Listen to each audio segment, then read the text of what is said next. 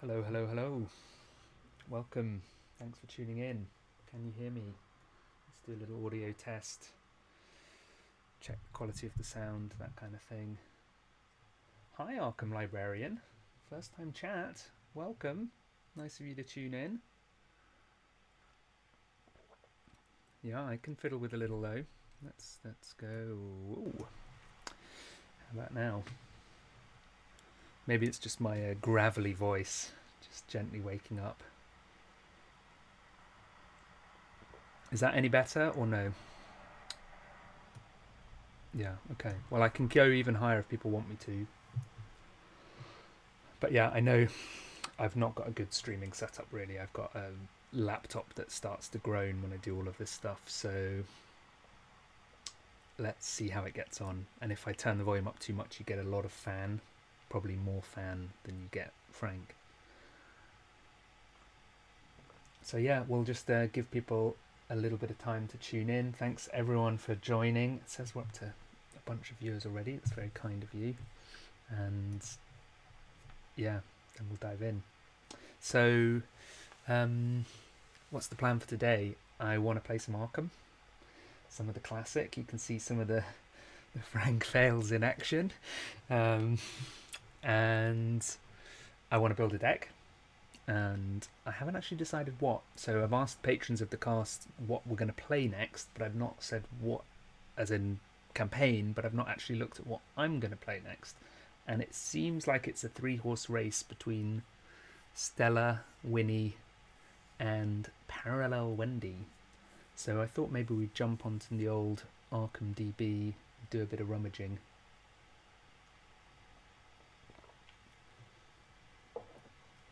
Hey, Jack and Zan. Yeah, yeah. It's it's actually it's fine for recording the podcast because the fan doesn't kick in, but pretty much as soon as I start streaming, the fan kicks in, and I'm sure I could probably override it and just say just let the laptop get hot, but I don't. I just let it kick in. Normally, what happens when we stream is normally Peter streams, and I'm just tuning into the stream, so then I can put my mic a long way away from it. Yeah, okay, so yeah, that would be fun. Oh, hey, hi, Miss Kubelik. Thanks for tuning in. Little robot smile there. Yeah, Parallel Wendy, I have her. I haven't played with her, I don't think. So, looking forward to digging in and talking about that. And it's one of those things where I've not really explored the parallels very much for solo anyway. I've just been playing parallel. Um, he's, I think, a fan made investigator, Parallel Roland, but I've been trying out him. And that's been kind of fun. But yeah, it feels like Parallel Wendy could be a really fun thing to try out. The other fascinating thing, of course, is that the leading votes at the moment is Innsmouth for the next campaign. So we should be thinking a little bit about whether or not our investigator choice is suitable for that. Right, okay, let's jump in. Oh hey, look, it's my face. I have a face. Camera's a bit awkward. There we go. Um, you at least get to see me looking embarrassed as we do this, which is good. Here's Parallel Wendy. So yeah, 4314. You get Tidal Memento to your deck, and then you've got this fascinating reaction after you successfully evade a non-elite enemy. Seal either a bless or a curse from the chaos bag, so you can just go and fetch one if you evade an enemy, or any bless or curse revealed from the chaos bag during this test on that enemy. So the enemies get tokens on them, which is really weird. An Elder Sign +2, search the chaos bag for up to 2 bless or curse, reveal them, ignoring their effects. Frank face reveal. Yeah, I mean, people do know what my face looks like. It's not. It's on the internet. So yeah. Um. So what I see from that straight away is obviously that it gives us a way of potentially putting curses in the bag, and then just kind of grabbing them out of the bag, because potentially you evade an enemy, you don't see any special tokens in terms of curses, and you just put them on enemies. So you're bypassing some of the penalty of putting curses in the bag. However, that's not that bad a penalty for solo anyway, putting curses in the bag. I've just been playing with like Cursey Amanda, not super Cursey, but a bit of Curse style, and it's not really been too much of a problem. I think I've passed tests with curses in the bag. Anyway, the important thing I think is the tidal memento. It is a permanent, so you don't have to find it. When an enemy would ready or doom would be placed on it, release a bless or curse token sealed on that enemy, cancel that effect. So we evade an enemy, we put a curse on it, and that means every evade lasts an extra turn. We've got like a lockdown ability, a little bit like Slip Away. And during a skill test you're performing, when a chaos token would be revealed from the chaos bag, you can choose instead a bless or a curse token sealed on an enemy instead. So if you're not worried about an enemy readying, or you're so far away from them, you could just choose, okay, fine, let's just fire off this bless or curse for some reason, which is kind of interesting. So then the other wacky thing with Wendy, her deck building, you can either be blessed or be cursed or be both, and when you choose blessed or cursed, you get all cards from that trait 0 to 5. So let's take a look at blessed. Sister Mary obviously is not an option. Blessed Blade doesn't seem like an option. Blessing of Isis, reveal double bless, cancel the second one, treat it as a elder sign instead. I mean, elder sign here is +2, fetch 2, and seal and reveal them, ignoring their effects. Obviously, revealing them, ignoring their effects means you could then, if you were evading an enemy, seal them on enemies. For anything else, you'd reveal a couple of curses just to kind of make them whiff, which is fine, I guess. Book of Psalms, not so bothered. Defeating enemies with empty vessel, not so bothered. Holy Rosary is kind of fascinating. Get to willpower 5. Add blesses to the bag slowly. Does compete with the amulet. And Holy Spear. Something tells me we're probably not running Holy Spear. I love Nephthys, I don't think solo it's good. Value Town of Rite of Sanctification is good.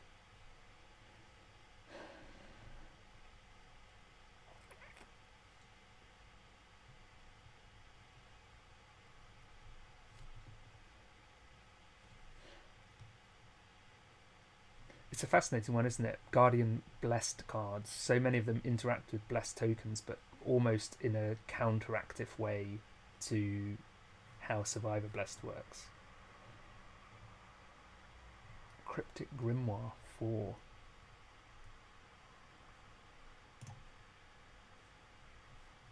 Okay, then a lot more Blessed is here.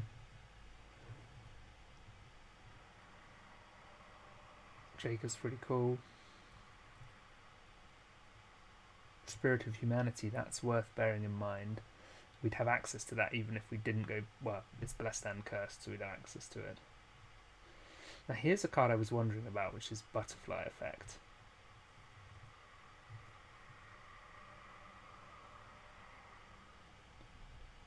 Oh no, it's not Butterfly Effect, it's Third Time's a Charm. That's the one I was thinking of.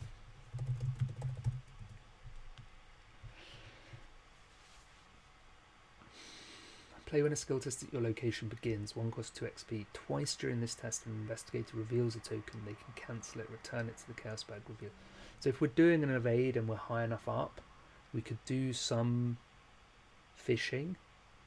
If we're really hoping to get a sort of a lockdown token.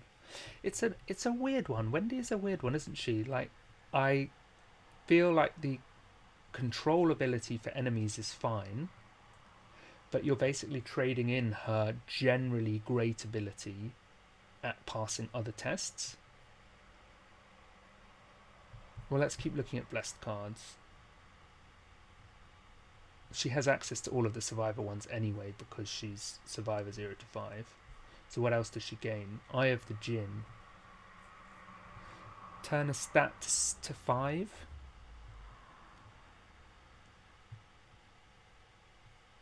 It's kind of nice.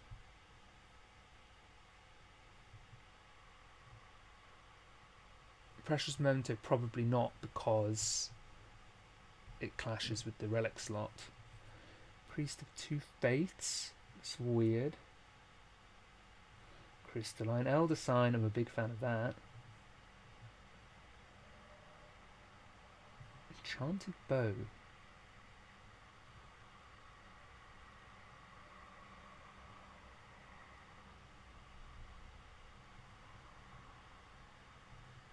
Enchanted Bow, just fighting steadily at 5 willpower or agility. Steady +1. It does exhaust though, so it's a once a turn.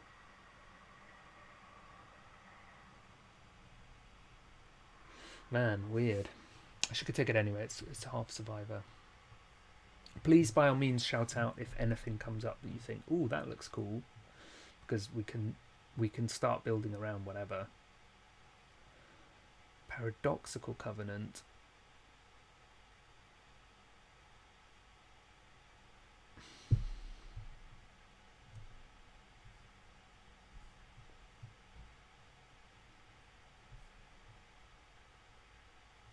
It's weird. It's always you get to the bottom and there's this weird selection of cards. Because you could go Favor of the Sun.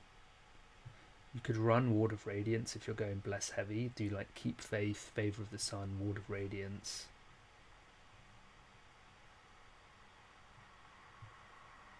I'm a big fan of Rite of Equilibrium. Wasn't this tabooed as well? Tabooed to only 3 XP. What a steal. I played it when it was...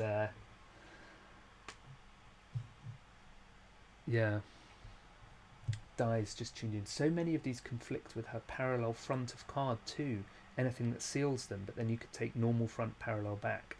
Yeah, I feel like if we're going to go parallel, we should do both, but I agree with you. Like, particularly, I'd say the Guardian ones that want to use tokens as costs. You don't want to be sealing up your blessed tokens on other things. You actually kind of want to be sealing, keeping them free to seal them on enemies. So, yeah, it seems like a nombo. So the Blessed hasn't got me too excited. Natively, we could have access to Blessed anyway because we get Survivor 0 to 5. So let's take a look at Cursed.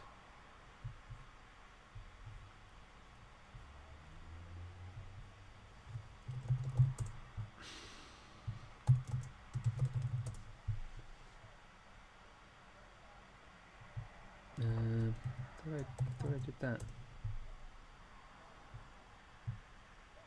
Scans only. Sort by class.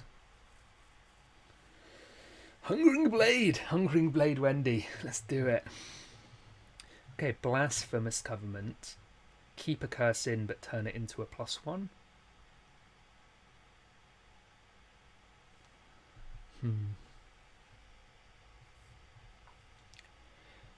Seek a Grisly Totem is kind of cool. Skill Heavy Wendy for draw. It's of course the accessory slot. I'm a big fan of Deep Knowledge. Gaze of Urax is kind of a interesting Wendy damage option if we're going Curse Heavy. I mean, do we go Curse Blessed and do Rite of Equilibrium Gaze of Urax? Stirring up trouble and just get clues. The sad thing here as well is then... Oh no, so she still gets Wendy's Amulet. So she can still... Let me just double check. Is this the powered up one? Yeah. Even if we didn't go advanced, play events, we go event heavy, and if we get the amulet down, fetch them out. I'm a fan of Fae, but it's a bit odd. Okay, these cursed cards are all survivor. It's not butterfly effect. Rando with Lucky Penny, it's good.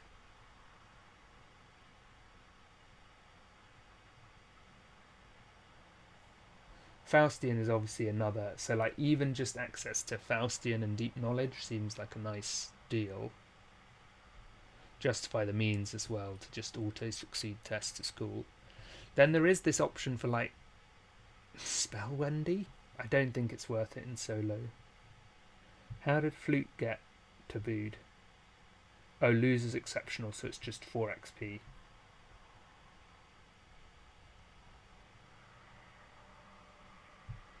Hmm.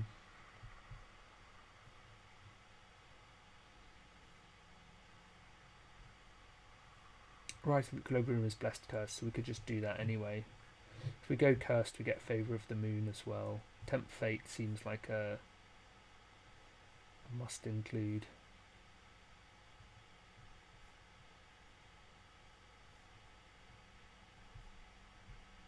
I feel like you lose a fair bit losing regular Wendy back as well, because you lose some of the rogue deck building options that give her some of her flexibility, some of the kind of event stuff. I guess we could still go Peter Sylvester, track shoes, but yeah, then even that's not as good if you're not going lock picks or thieves kit. Curious. Nothing is like super jumping out to me if we must do this. So does that mean we just do something else instead? In which case, do we do a solo Winnie and go from there? Maybe we do solo Winnie to test.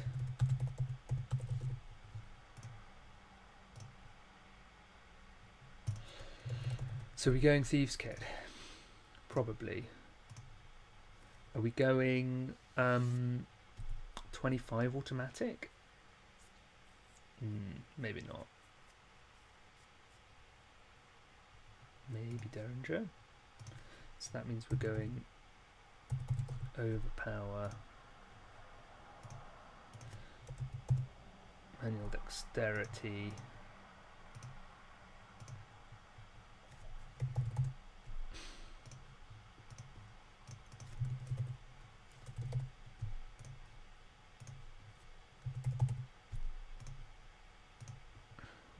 what ally are we running in this deck?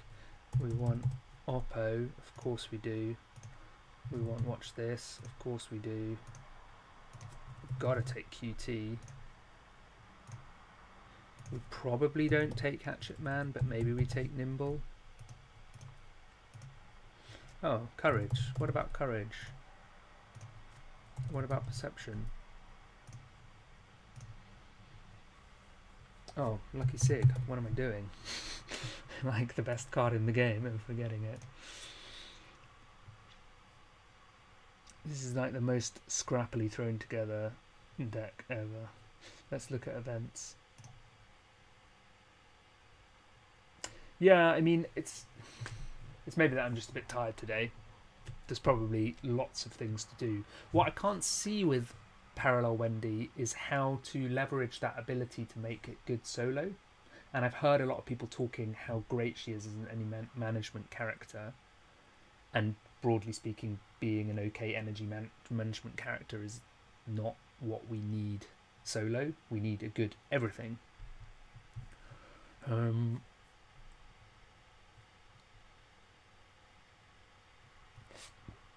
I mean, if we're running Derringer, what we actually run is Culver's Pocket. No, the Mauser, right? That's a much nicer choice. You get one fewer boost. Maybe not actually. Do we put Leo in this list just for like Leo good stuff? Well, Gry Time is great. We're pretty good for economy though.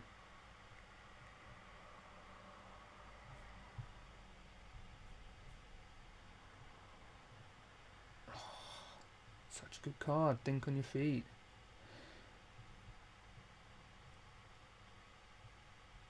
Personally, I'm a big fan of Sneak Attack. I think in solo it's just like a useful solution. But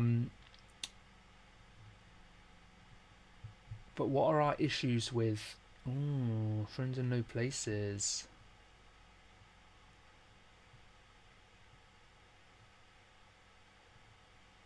We go innate with Friends in Low Places. It gives us 1, 2, 3, 4, 5, 6, 7, 8, 9. Oh, that's kind of tasty.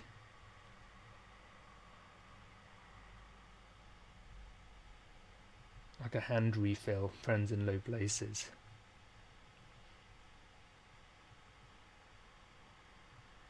I'm like such a sucker for daring maneuver as well in the succeed by style, but breaking and entering, man, yeah. Auto evade and a clue. You can't go wrong with it. You owe me one in solo, and you handle this one. I don't feel like that's doing anything for us here. Hi, Ruder Rep. Welcome. We are building decks for solo, for Think on Your Feet, just kind of riffing, and then we're gonna do some testing. We've just been fiddling around with Parallel Wendy, and she is weird for solo. She is weird, losing her amazing control ability and gaining instead this like enemy lockdown ability. And so we've taken a bit of time to look at Blessed and Cursed. I mean, maybe we do just throw in a Wendy deck just for the fun of it. Anyway, I feel like with Friends in Low Places we say innate and we go from there.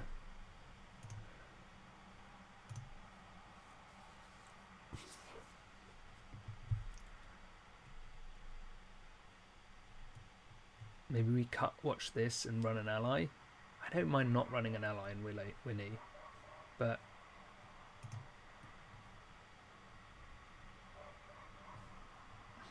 allies are normally good. So I've heard. What allies? Oh, Dario. Legendary Dario.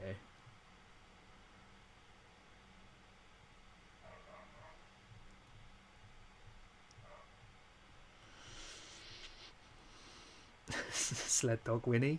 No, not feeling it. I mean, we could do Underworld support. No, we shouldn't. We should not do Underworld support. Big fan of Well Connected as well. Wow, Streetwise Winnie. I've heard that's a good card. Big fan of Pickpocket. Big fan of Obfuscation. Pretty big fan of Mauser. In fact, Mauser is the better shout here, right? Where's Mauser gone? For the steady boost, like the +2, but you still need to succeed by 4 is essentially a +0, so we get rid of that. If we put an ally in, we sneak in Leo, and then we think about 2 cuts, and maybe we cut Watch This. We could go down to 1 Nimble and just fish for it.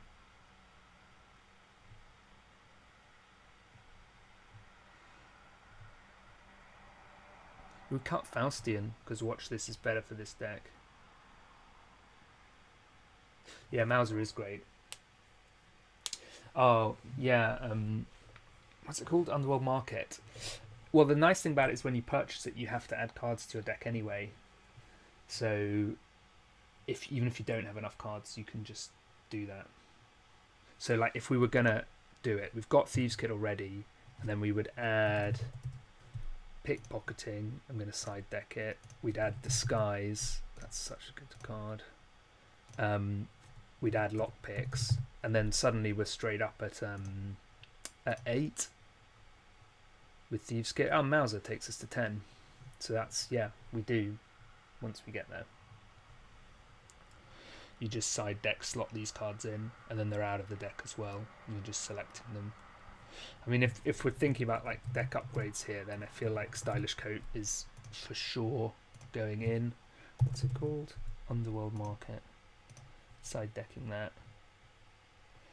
You can obviously upgrade the Mauser, upgrade the Thieves' Kit, upgrade the Lucky Cigarette Case, pick a different ally if you want. I feel like Santi's the way to go, but I could be talked out of it. Yeah, upgrade Breaking and Entering. What upgrades would we take on this? Bolstering seems cool. Clever seems nice enough. Prompt seems cool. I mean, you could probably put in a lot of these. This would be fun because I've not really tried this in a lot of detail. So, like, why not?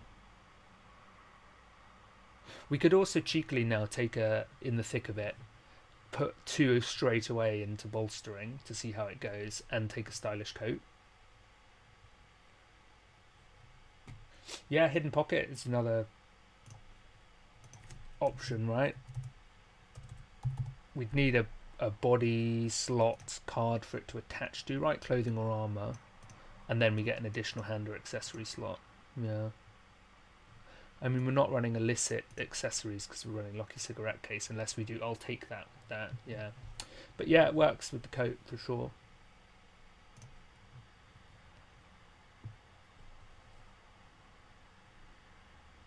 Three cuts from this. I mean, the cost curve of this is pretty low as well. Oops, wrong button. Apart from Leo, obviously.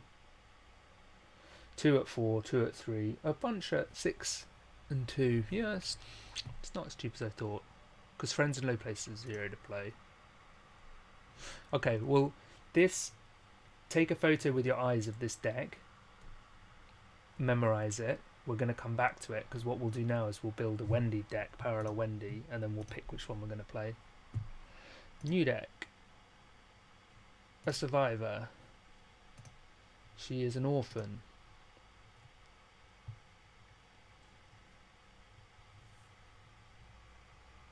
A screenshot with your eyes, Phylian. A screenshot with your eyes. Red Tide Rising. Also Red Tide Rising. Also Most Tabooed. I guess we do Cursed, because we already basically get access to Blessed. Let me just look one more time at Blessed and see. The Precious Crystalline Elder Sign. No, we can still get Rite of Equilibrium. We can still get Favour of the Sun. Tempt Fate. We miss out on Ward of Radiance, but we're not Mateo, so, you know, who cares? We can take Enchanted Bow. Enchanted Blow. We miss out on Blessing of Isis, but that's fine, and Holy Rosary, also fine. Not doing Hallow. Righteous Hunt, probably not. Radiance. Oh, Radiant Smite is kind of cool because of our high willpower. But no, that's fine. Let's do some weirdo curse build. This is called Cursed Wendy.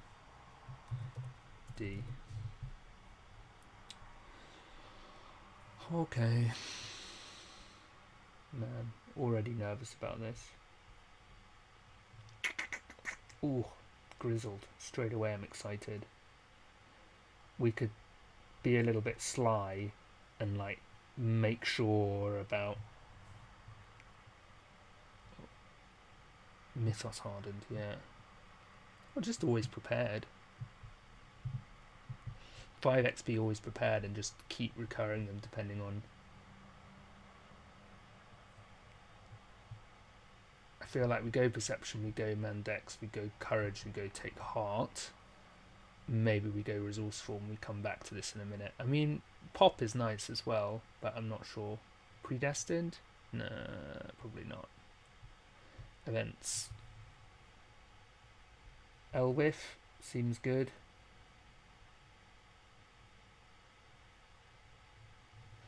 Let's go Deep Knowledge Faustian. Let's go Tempt Fate. Do we go Waylay?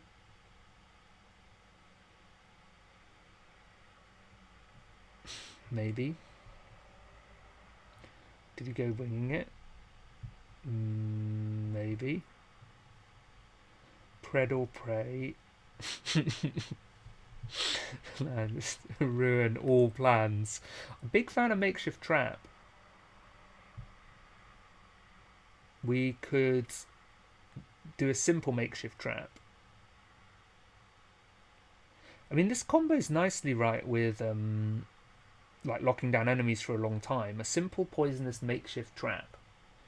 You like lock an enemy down. It can't hunt out of there because it keeps not readying. And then it's just slowly bleeding. I mean, you could just net it, I suppose.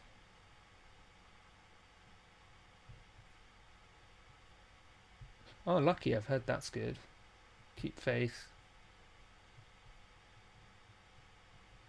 I mean, seems like we're good for most of this now. assets. This is the bit that feels like weirder about. I mean, we could Fire Axe, we could Flashlight, or Keyring. Or Keyring. If we're going Ngo Lebranche, I'm not wild about that.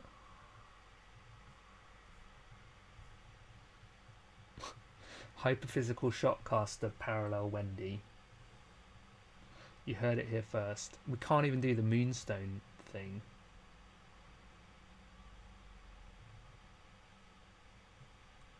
If we're evadery, we do Peter Silvestri and track shoes.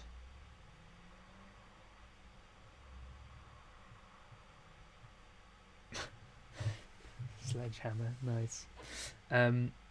Big fan of Shoffs. We don't really have enough items for Shoffners. Let me just look at Pocket Multi-Tool and check that there's not stuff that we want to do.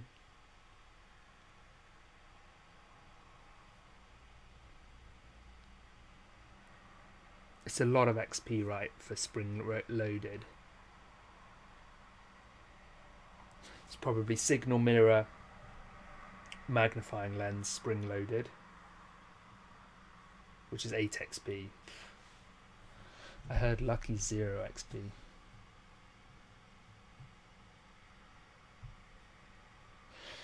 Shotcaster.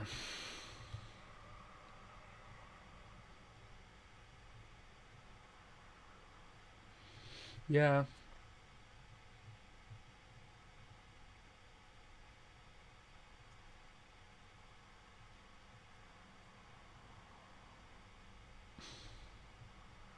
My concern with this is actually...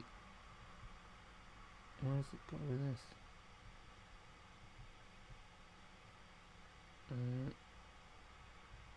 What? Okay.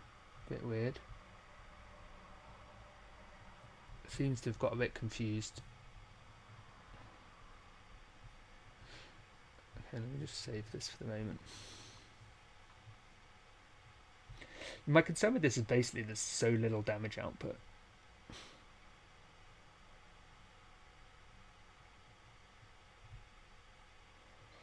I feel like Keep Faith plus Ancient Covenant is a sweet mixture, but you just got Fire Axe Waylay.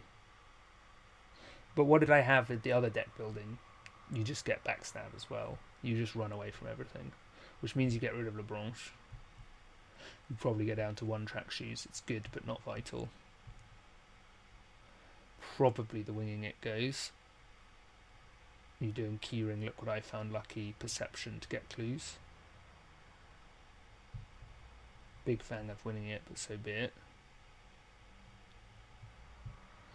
Maybe you just go down to 1 Keep Faith. I don't feel like our Bless Curse output is particularly strong, but I'm not sacrificing any of those. This is like... It's deep onely uninspiring. That's what we're going to call that. Okay. Winnie, what are our cuts? We go down to 1 Faustian.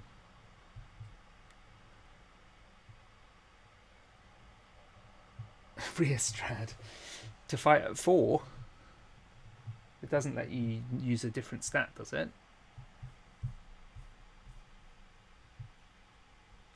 Seems like a painful way to... yeah. You can only get +3, so it's like fight at 4 to deal 4 damage. Nah. Dark Horse Rheastrad, fight at 5. Now you're talking. To be honest with you, if I still had original Wendy's ability to do the redraw, I'd be more inclined. I'd be like, okay, like, why not? I feel like with this deck, probably we'd take in the thick of it and take Ancient Covenant straight away. and 1 XP. And also, interestingly, with this deck, we've not really put XP in, whereas with this deck, there's already a sense of like the direction that the deck goes. What are our cuts here?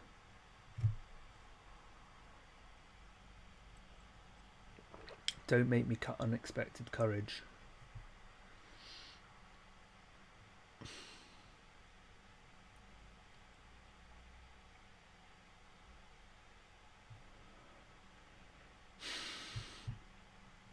Go away. Watch this. Let's play some Arkham. I've been chatting away long enough. Yeah, I have 3 now rather than 5. So if we do In the Thick of It in this. In the Thick. And then we can do Ancient Cove. And we can then also do 1 XP into something. Ooh, drawing thin. Hello.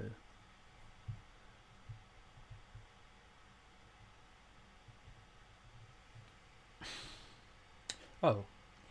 It's obvious. It's a favour of the sun or a favour of the moon. It's probably a favour of the moon. God damn it. No, our deck is too big. We need to go up to 2 Keep Faith to make Ancient Covenant actually worth it. This deck is building towards Rite of Equilibrium. Wow, like the worst solo card, but there we go. Because you just slew those in, and then Ancient Covenant's online and Favour of the Moon's online. And maybe we just probably don't do 2 waylays. Oh no, oh no, don't make me cut another card. I'll get rid of the Tempt Fate. It's like literally the most boring card. There we go. Yeah, I just deleted Watch This. Yeah. Okay, well, let's go on over to the Tabletop Simulator. And put some decks in.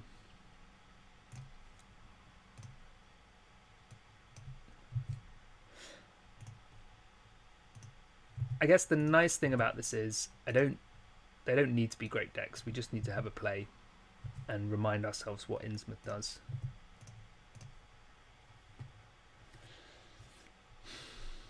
Just the cursed. Look at the Cursed Wendy list. It's just destroying the game. Okay, chat can vote if they want me to play Winnie first or Wendy first. Winnie or Wendy? Where's the title Memento? Why have they not given it to us? How dare you? Unless it's underneath that? No. Just double check that they've not put illegal basic. They have. Quantum Paradox. Wendy. 2 votes for Wendy straight away. What is this? Tidal. Weaknesses. All weaknesses. Oh no.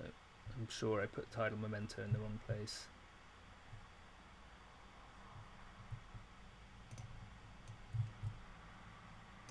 Oh, hang on. Oh, there it is. I do random. Self-destructive. Okay, cool. Whee! Sorry, Di. Don't mean to make you feel sick. Self-destructive Winnie is kind of cool. But we've got Tidal Memento Wendy that we're doing. Let's change colour. 2 votes for Wendy.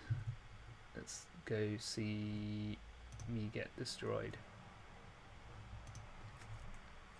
Oh, good. Cool. Yeah, exactly. That's what I've been saying a lot. Place Innsmouth. Obviously, we're playing on Expert, right? Everyone knows that that was the deck style that I was building for.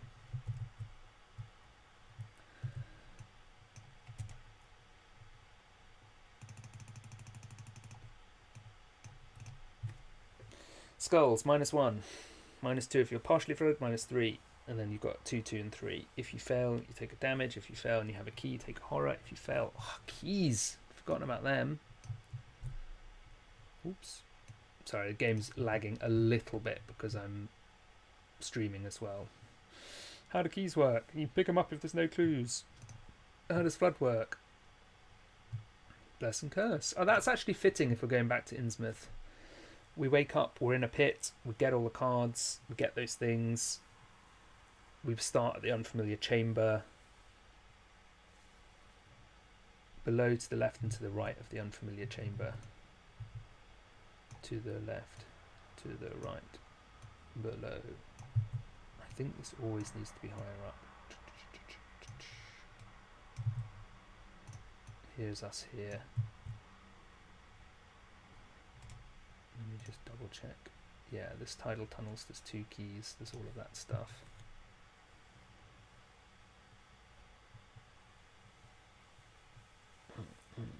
Floods. Oh. I could have just pressed set up. There we go. Oh well. A salmon lays dead on the ground nearby. It's scaly fresh, just starting to rot. You can tell from the kelp and dripping wet walls. Fully flooded, you drown. Need 3 clues. Shuffle this. Face down keys. 3 shroud ups and 1 clue. There was only one of us. So let's remind ourselves of this memento. When an enemy would ready or doom would be placed on it, we can release a token to cancel that. And during a skill test, you can choose one sealed on an enemy instead. Hey, Lord Samosis. Thanks for the first time chat. Yes, Wendy, let's go. Let's see. My hunch is that this isn't a particularly well made deck, but that is okay. Drawing the sign goes out of the way.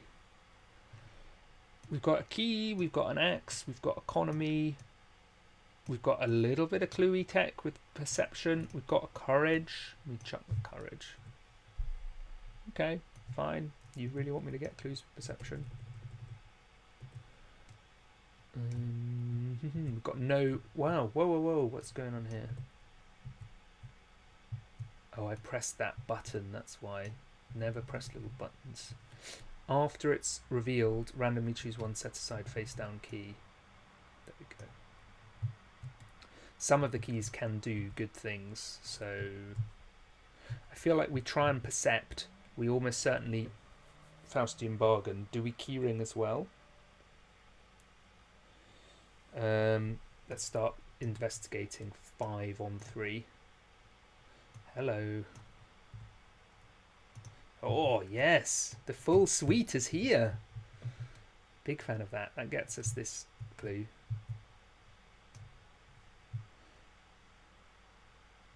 We'll not pick up the key yet.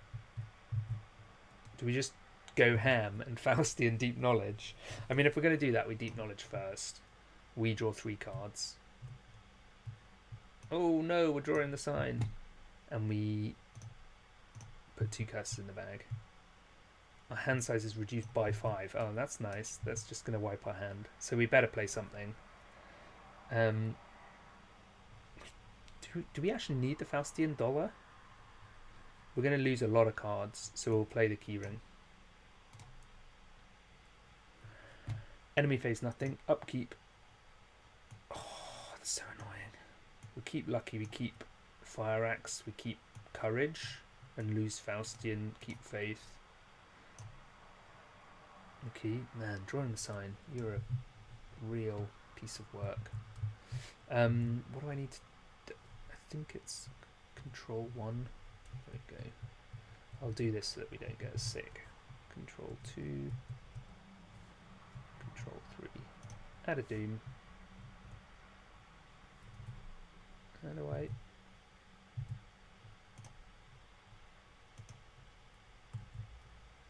And then draw an encounter card. There we go. Deep one time. 4 on 4 evading. We put in courage. Oh, -3. Let's be lucky to pass. Now, it's evaded. Parallel Wendy says, after you successfully evade a non-elite enemy, seal either one Bless or Curse from the Chaos Bag or any Bless and Curse revealed during this test. So,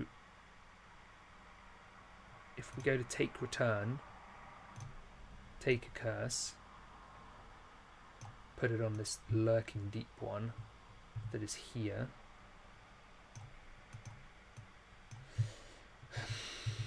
We can actually afford to keep drawing the sign for a turn or two longer, but I think we just clear it. Enemy phase, when an enemy would ready, release a token sealed on that enemy. So how do I...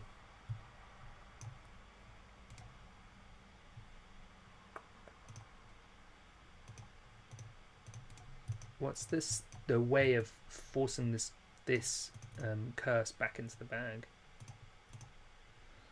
Don't know. Maybe I just throw it in like this. Doesn't ready. Upkeep. Man, drawing the sign early. Hey, there's another Faustian. That's nice. Mythos. We go over here. We go to 2 Doom. Come back here. We get a Deep One Assault. Wow. Is it locked? I don't know. I'm not very familiar with Bless and Curse and the changed system here. Each Deep One at your enemy and each connecting engages you. If no enemies engage you, you get a Deep One. So we take another damage. Maybe we should have moved away. I mean, if we've moved away, Deep One Assault would have hit us. Yeah, so much for locking down this enemy. We're just evading at evens. That's a fail. Our location isn't flooded, so we don't take a damage. We'll try again. That's also a fail. We don't control a key. I mean, we still should try. Maybe the play here actually was... No, because we couldn't have killed it, so we'll try again. Triple fail. Enemy phase, it munches us. Upkeep. Okay, well that's nice. Mythos. Up to 3 Doom. Wow. Take a horror. How delightful.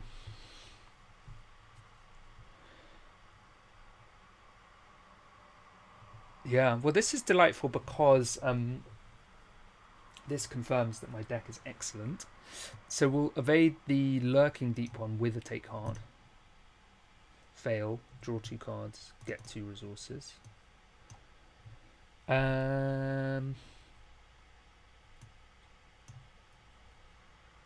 Even if I played the Fire Axe early on, I was on 5 resources. I mean, I could have spent 2 turns just going completely broke with a Faustian. So maybe that was the right line, and clearing, drawing the sign wasn't the right line. But it's alright.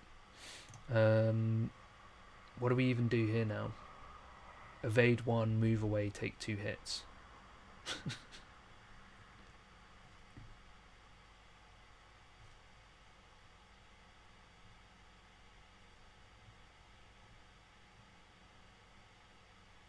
We try and evade the young Deep One. We're 1 up. There we go.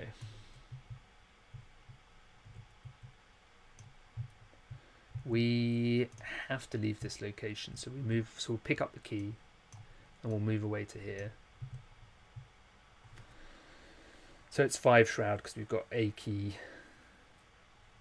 Let's see what our key is. It is the yellow key. If there are no clues here, we'd get flashback 2. We took a damage and a horror for that. Oops. I completely lost track of what was on there. I think that's right. And then in the enemy phase we get hit again.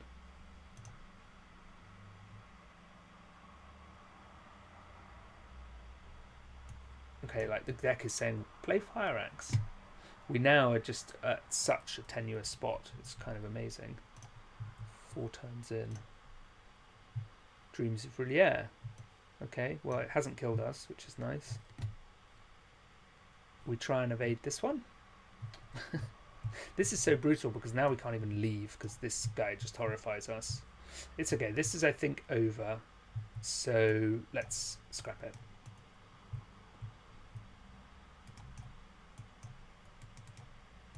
It's not. I think I've crashed the game.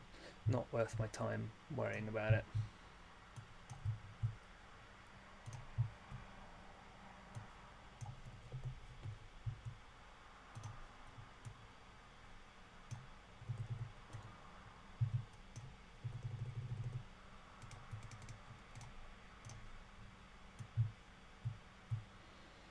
Okay, well, I mean, we got wrecked basically by drawing the sign, which is kind of weird because I wouldn't have considered that a particularly nasty card. I don't like that they put the Unfamiliar Chamber low down when the map all builds out and down. It seems silly. Okay, so we got an 8 on our traits. Let's see how Winnie fares. This will be a short stream if I'm just like absolutely pounded and decide to hang up. Quick thinking and I've actually got to set this up as well. Oh, I've lost a key now, I think.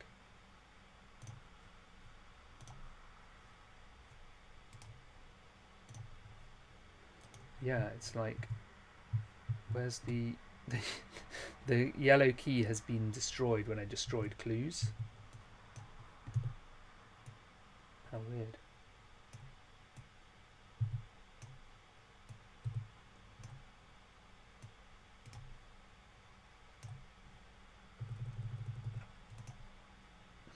Yeah, amnesia would have been horrible. It's true.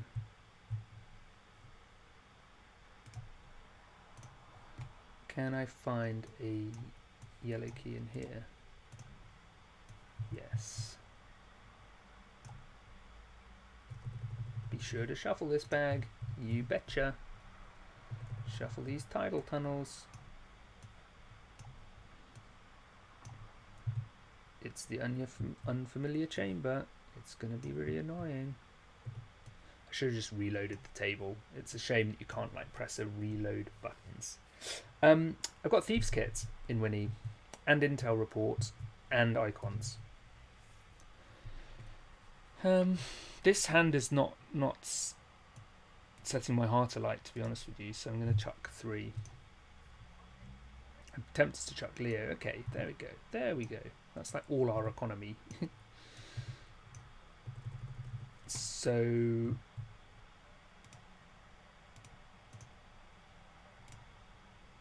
Oops. Add or remove. There we go.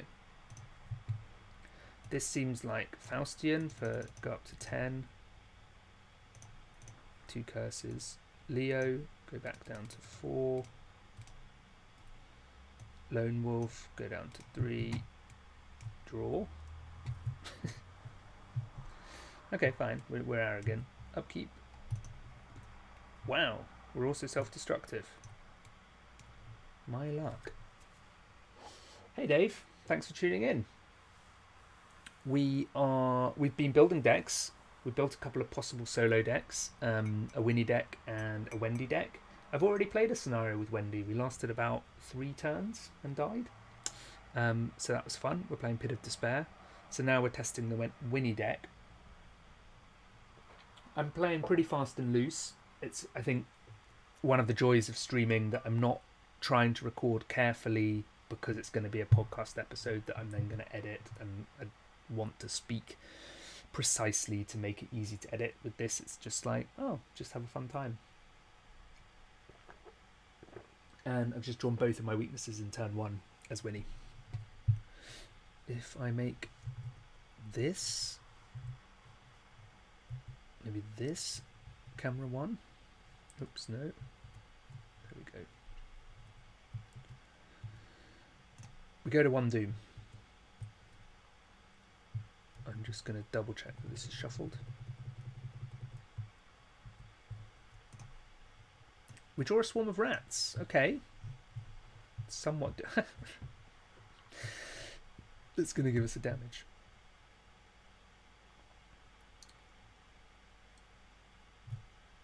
So we gain a Lone Wolf Buck. First action we attack 2-on-1. Okay. We pass, so Arrogance comes back to hand, but the rats are dead and we are damaged. Second action draw. It's a Mauser. We just like smash that Mauser down. Third action draw. It's a Thieves' Kit. Fourth action. We know there are enemies that need shooting, so Mauser comes down. We go down to 1. We'll bounce back with Lone Wolf. Upkeep. An intel report. Okay. We just need pairs of icons here, really, to get Winnie rolling. 2 Doom. The mistake in the Wendy deck is just having Fire Axe, right? We need a better option for weaponry. Because the deal with a lot of deep ones is you don't evade them. So is she just a really poor choice for Innsmouth? Increase the flood level of the nearest location that can have its flood level increased. We are medium flooded. We've got through 2 turns without being absolutely brutalized. Lone Wolf kicks in and we go up to 3 resources. So first action we play Thieves' Kit. Second action we investigate. We are a 5 agility. I think we use agility. No, this doesn't make sense. We're going to use intellect. If we use intellect, we're a 3, 4, 5, 4. If we use agility, we're a 4. But this way we get to... Oh no, it's non-weakness. Doesn't really matter. Unless we commit intel. Second action draw. Hello, Thieves' Kit. Third action investigate with a Thieves' Kit charge. It's a Shroud 3. We are a 2 with Arrogance. 3, 4. We'll put the Thieves' Kit in as well. That's 2 cards committed. They don't have to be skills. It's just 2 cards, so we draw another card. That was 3, 2, 4, 5 on 3. Skull is a -2. That is a pass. We gain a resource because of Thieves' Kit. We draw a card because of Perception. These 2 cards discard. This card comes back to hand. That was play, draw, investigate. We'll grab this clue and this key. What kind of key is it? The purple key. And then we should probably move. Last action move, that classic play. Yes, fully flooded. Yes. The underwater cavern. Upkeep. Overpower. Okay, this is nice. We got the suite slowly building up. 3 Doom. Riptide. If your location is unflooded, it gains Surge. Otherwise, test Agility 4. If you fail, choose and discard an asset you control. So, Arrogance makes us 4 on 4. Sure. We'll go 3 up with Quick Thinking and Unexpected Courage. Which draws us a card. Oh, that would be nice to commit as well.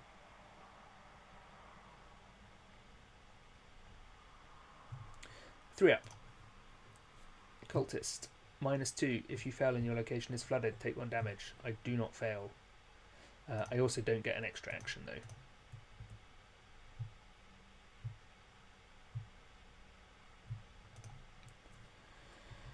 What's the plan? Do we want this clue? And if so, can we get it? Will Thieves' Kit? We have to put Arrogance in. We're 2 up. That is a -2, so we get a resource and 1 from Lone Wolf. Arrogance comes back to hand. I just should actually put camera 2 like this. Second action will come back to the unfamiliar chamber. Third action will head south. It's the tidal pool. It also has a random key.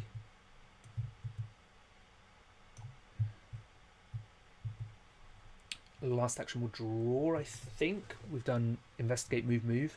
We just want to keep the icons flowing, particularly because arrogance is taxing us. Or we just investigate and we put in arrogance and we lose an action to get rid of arrogance. Let's do that with 2 on 3. That's a fail. Arrogance is discarded. Spend the action. Yeah, that's right. I don't think you can commit it because you commit cards. Well, we can rules this out properly here. No. Where's skill test chart? Why would they have these and not skill test chart? Rulebooks, guides, tablets, rules index, no. Page, it'll be near the end. Let's say 30, 29, 31, 28, 27. Here we go. So step 2 is you commit cards from hand, and then there's a free trigger. If you've committed to, you draw a card. You can't then go back to step 2, is my understanding from that. Looking at the rules reference here.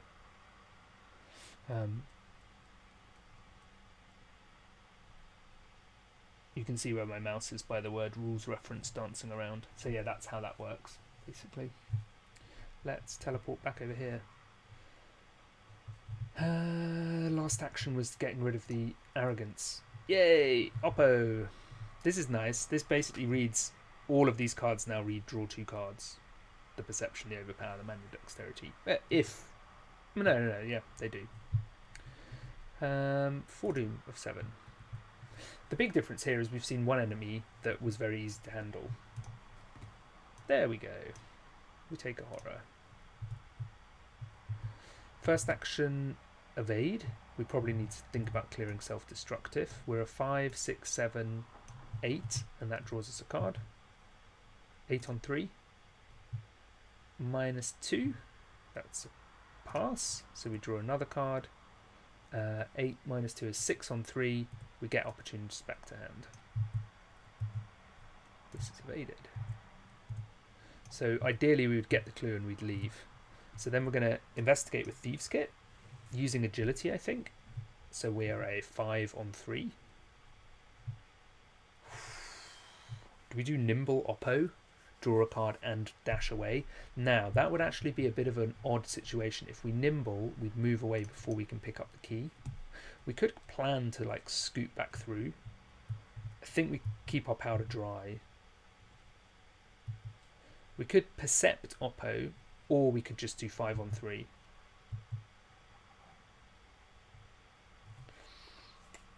Oh, I forgot to Lone Wolf.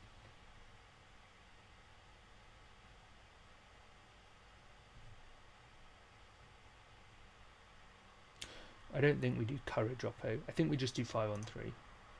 Hey, have a resource for your troubles. 2 actions done. Go in the bin. In the bin, little thing. There we go. We get this clue. We get this key as well. We've got the clues we need to advance. We've got the red key as well. Do we go check out this place as well?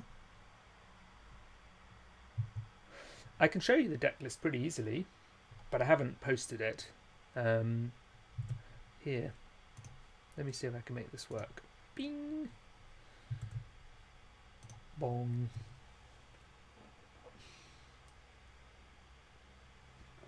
I made this just on stream, just while chatting, not paying very much attention. So it's definitely a rough and ready deck, and lots of room for improvement, polish, scope to make it a bit more decent.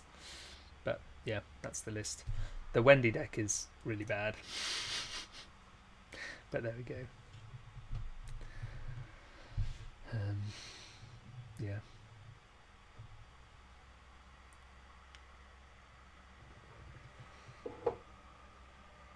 You're welcome. There's probably a way for me to... Let me just see if I can just post these in chat. I can. Look at that. What a professional. I feel so powerful. I mean, yeah, it's slightly like rate my deck. Slag me off for my falling deck. Okay, let's see if I can make us go back to tabletop. Well, hey, I did it. We've got 2 actions left. One option here is we clear self-destructive. And then next, so we'll take another horror from the deep one. This lad. Or ladette. Whoa, scary. And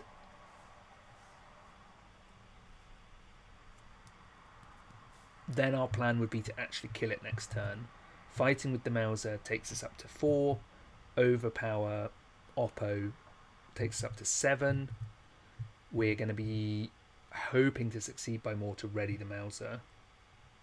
So we could do Overpower Unexpected Courage to try and smash that test to ready the Mauser.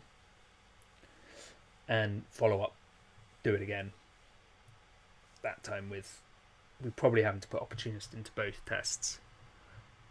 Or just start punching at that point. It's a bit awkward. I think we just run away. We can advance as well, can't we? Let me just check this out. I can't remember what happens when we advance. And we want to go to that tidal tunnel. I'd kind of like to keep our money for just an intel report one of the underground rivers. Pay 4, get a Veep.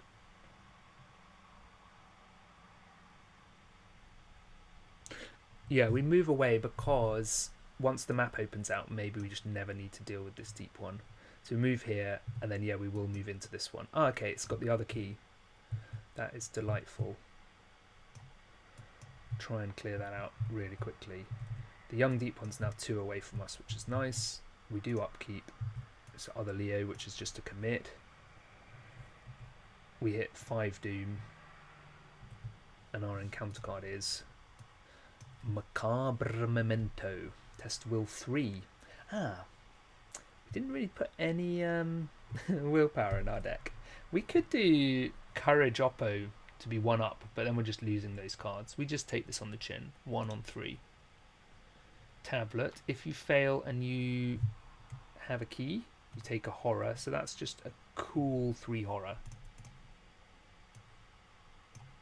That was fun. What do we want to do this turn? We want this clue and key, and then we want to advance. So we'll Thieves' Kit. We'll do Opportunist Perception. We're using Intellect. 6 on 3. Is that worth it? Or we just do 5 on 3. We just do 5 on 3 using Agility. Bingo. We get 2 resources, 1 for Thieves' Kit, 1 for Lone Wolf. We get the clue and the key. We are now the Keymaster. We have all the keys. We can go Keytastic. And then before we do anything else, let's spend 3 clues. Wow, we have 4 clues as well. And advance. What do you have to say? Spawn the set-aside amalgam enemy, engage with the lead investigator, put blind sense and from the depths into the encounter deck along with the discard pile, shuffle each of the set-aside tidal tunnel locations together, form the tidal tunnel deck, put locations from the top of the deck into play below, to the left and to the right of each revealed location, and read flashback 1. Okay, things got annoying. Malg. I'll grab these keys out because we'll need them in a bit. From the depths. Blind sense. Put tidal tunnels. Shuffle tidal tunnels. Shuffle up deck. Shuffle, shuffle, shuffle, shuffle, shuffle. Everything's a bit squint. Oops. Out comes the amalgam, jumps on us. After you evade it by 2 or more, you take control of a key. When it engages you, if you control a key, either give it a key or it attacks you. So it can have the red key. The red key, as everyone has memorized, is... Hey, where does it say? Oh, I thought it said there.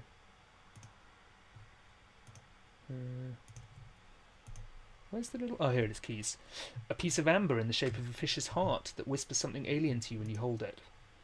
And we record that we've met Thomas Dawson. That's flashback 1, which I'm not going to read. Oops. Apart from the Mausers and punching, this deck doesn't really have damage options. Is that 8? Is that right?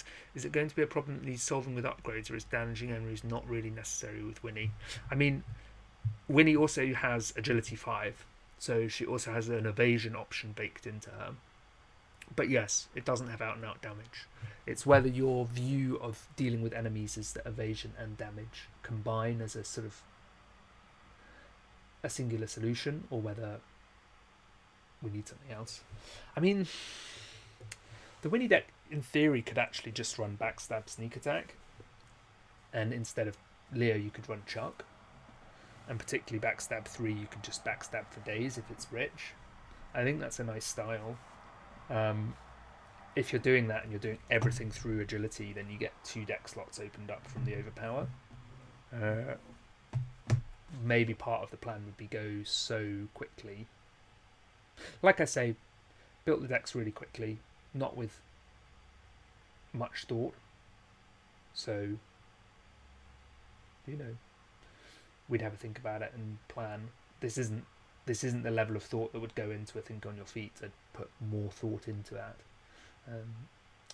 So yeah, I just sort of chuck some decks together. I think generally speaking, like how my approach to evasion and damage has been is like, I wonder if I can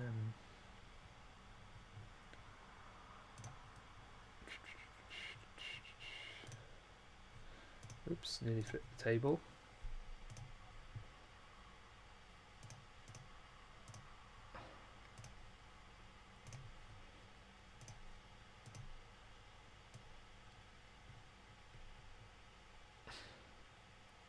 I feel like this is obviously time.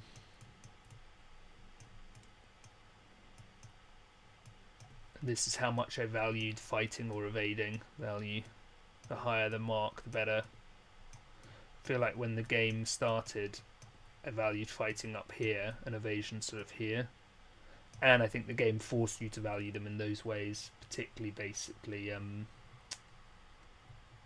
Yeah, no. I think it's valid thoughts. It's valid thoughts for sure. And then I generally think that this is my attitude towards fighting, generally speaking, particularly in solo. And this is my attitude towards evasion. I don't know what the point is where it crossed over. Probably fairly late on, maybe even like TCU. But this is evade. And I know there've been good people in the community like Motux who've been basically pointing out the value of evasion at a time when it wasn't popular. And I think the card pool took a long time to catch up with that as an approach. And this is not necessarily a pacifist thing.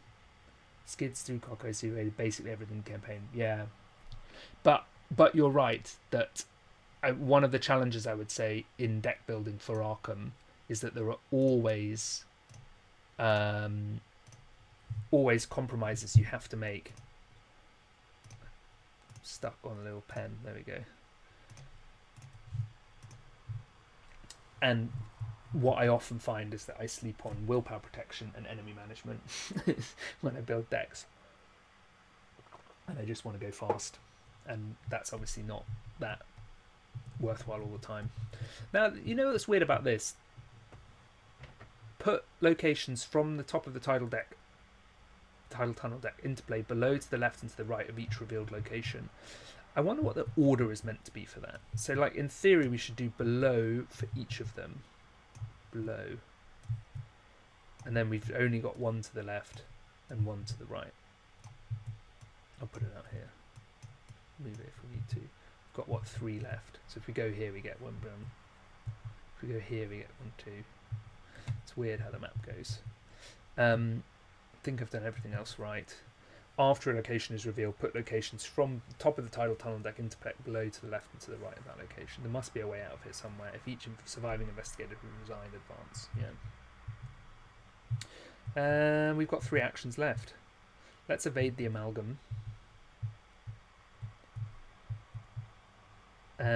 We will be nimble to make a 6 and Oppo 7 on 2.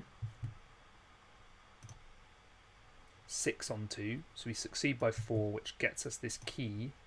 Oh, sorry, that drew us a card. Oppo comes to hand. Nimble means we can move up to 3 times now. So I think we do. I'm going to move this one here. So first move is the Altar to Dagon. You can spend 2 clues here to get the green key, which I'll put nearby. And then we're going to have another one below and another one left. We're going to end up in a bit of a dead end with this nuisance now, aren't we? So we could move back and down, and that will reveal down here and gives us a little loop to get away from the young deep one. Or maybe I should have just sprinted across the map the other way. I'll go here and we can see if we can run them a merry time. So it's the flooded underground river, and it's partially flooded. Well, that's going to get us our clues. I think I'm going to stop moving there. I'm going to pay 4 for intel. Get these 2 clues. That's going to get us the green key if we want it. And then let's also get Lucky Sig out for 2. So we did clue, advance, evade, which moves us here, buy, crack on. Amalgam doesn't do anything. Young deep one hunts up here. Upkeep. Oh, the double Oppo. It's a shame that it has to be different non-weakness cards for Winnie. Otherwise, you just pile them in. We go to 6 Doom. And our encounter card is another young deep one. We take another horror. Getting a bit scary now for horror.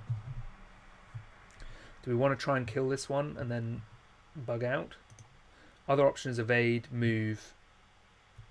The amalgam is readied.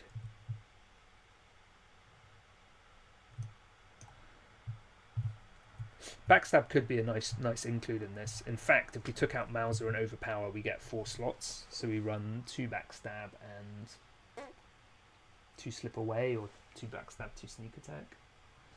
I think we try and kill this deep one to try and navigate the space we're in. So we use the Mauser. Oh, we get a Lone Wolf Buck. We're 3 on 3, 4, 5. We'll put an Oppo in, 6. Yeah, that's fine. 3, 4, 5, 6, 7. 7 on 3. Cultist, -2. If you fail and your location is flooded, take a damage. We don't fail. We don't get Opportunist back. I forgot to Winnie draw. But we do succeed by 2 or more, so we can ready the Mauser, and we draw a card from Opportunist. Oh, that's also 2 damage. There you go, little fellow. We'll try again with the Mauser. 4 on 3. We'll put in a Courage. And the other Oppo. I don't know why I call it Oppo and not Opportunist. It's not a hard word to say. That draws us a card. It's the Lone Wolf. That's good. That'll be a nice combo with Mendex for evading. 3, 4, 5, 6, 7. That's a -3. The Amalgam doesn't come out. This one's dead. Neither of these trigger to do anything. So both of our Opportunists have gone just in time for our deck to loop. So we don't get a resource from the Mauser either, because we didn't succeed by 2 or more. We've got 2 actions left. Amalgam is going to hunt into the Altar to Dagon, so I think we move down. Let's see where we're at. It's the fully flooded.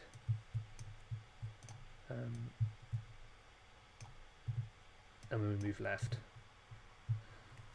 It's the sealed exit. It's the way out if you have the green key. and it becomes fully flooded.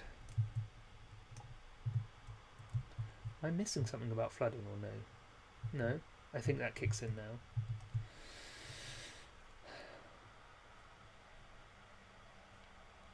It's getting a bit nasty with these two closing in on me. And, oh, crumbs.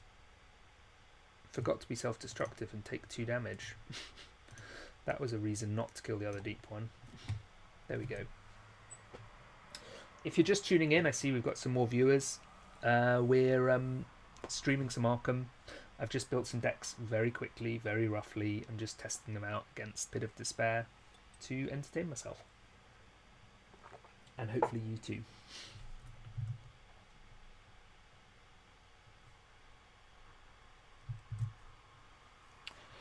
Where did I get to then? I did move, we found the flood tunnel. Oh, it's enemy phase, so let's zoom in here. These two are going to hunt after us.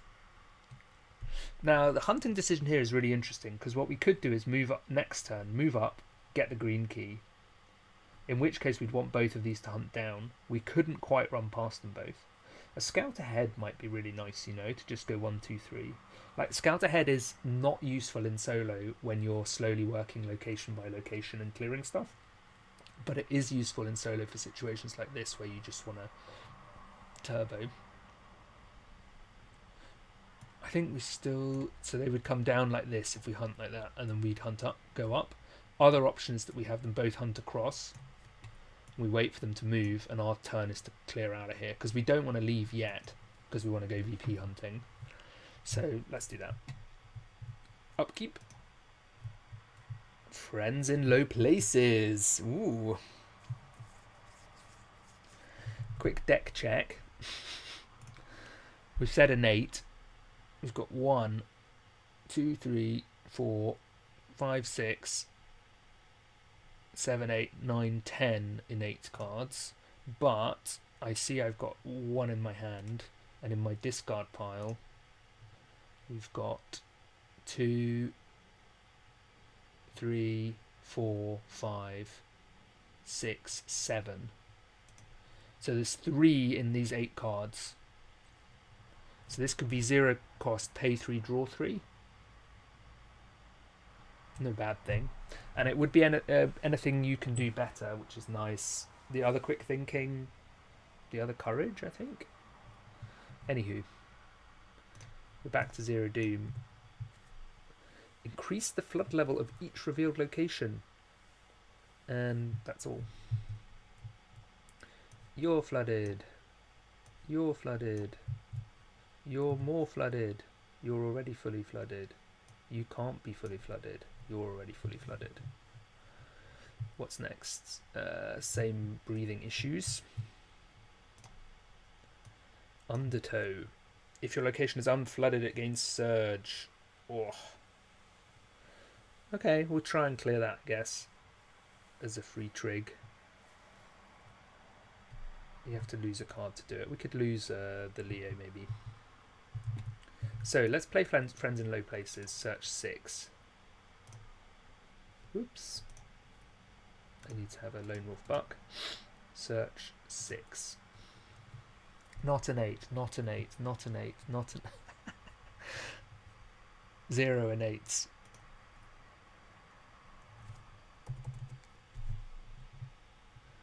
That was amazing. Did I get it wrong? Did I miscount? 1 and 8. Yeah, there were 2 and 8s and they were the bottom 2 cards. I thought there were 3, I miscounted. That's action 1. So free trigger, let's discard Leo to try and clear this. We're 5 on 3, 6, 7, 8 on 3. -2. Oh, that draws us a card, which draws us another card. That goes. We've got 3 actions left. Second action move. It's the fish graveyard. If it had no clues, we could do flashback 3. Third action, let's Thieves' Kit. We'll use agility. 5 on 2.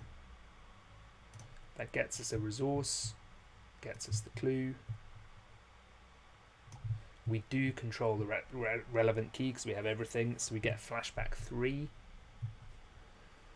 Decision to stick together, and we remove a tablet from the bag. Well done. Well done us for our hard work. We've still got 2 curses in there. Clean Sneak. There are some scenarios in Innsmouth that go really heavy as well on enemies, but I still don't know if Clean Sneak would be worth it. For each exhausted non-swarm enemy at your location, like, you'll have to have spent so many actions exhausting enemies that if the situation is that you have exhausted 3 enemies at your location, that means you've spent 3 actions exhausting them, and then you play this. Do you get 3 actions worth from it? It's such a weird card. And also, a nuts thing about it is that each option has to be different, so you can't just play it for 6 resources or to draw 3 cards, which drives me crazy. Anyway, we did that thing, and let's just keep running. Oh, did I forget to put a flood here? This must be medium flood. Enemy phase, down these 2 hunt. Upkeep. Oh, breaking and entering life. So now Friends in Low Places definitely is pay 2, draw 2. Still not great. I feel like I misjudged this card. So I think if we make it clever and prompt and bolstering, then it becomes good. just 6 XP to make this card workable. I guess then it's a 3 XP card that's fast, controls your deck, and gives everything an extra icon. That would be nice. Yeah, I like that. I just upkept, didn't I? I'm sort of distracting myself by chatting. What do we get now? Rising Tides. We're fully flooded here. Oh, we did move out of a flooded location then, so we didn't drown. Do we sneak down into this location, or do we keep heading this way? I think we sneak down before things get blocked. It is the Bone-Ridden Pit. We do have 3 keys, so this is Shroud 3. And if there are no clues and we have the yellow key, we get flashback 2. So let's try and clear it.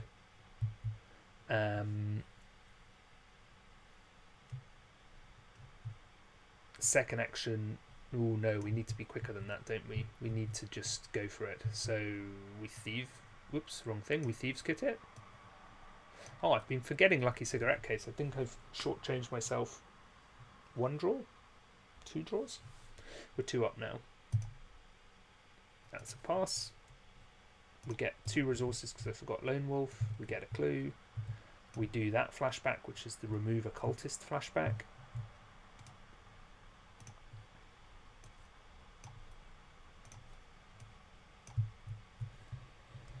Third action we leave. Fourth action we keep going. We're looking now for the other underground river.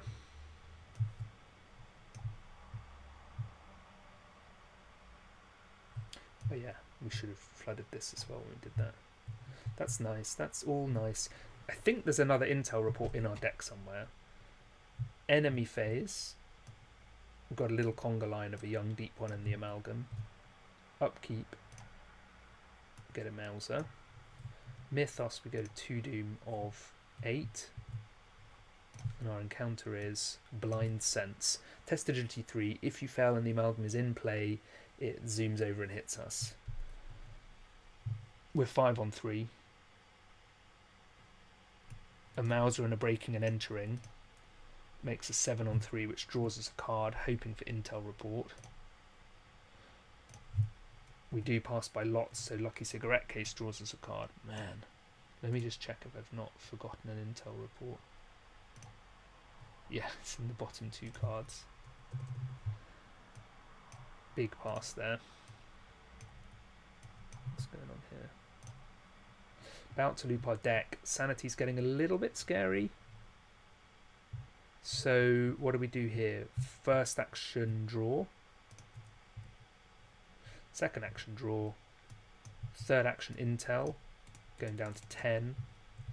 Fourth action, leave. Whoops.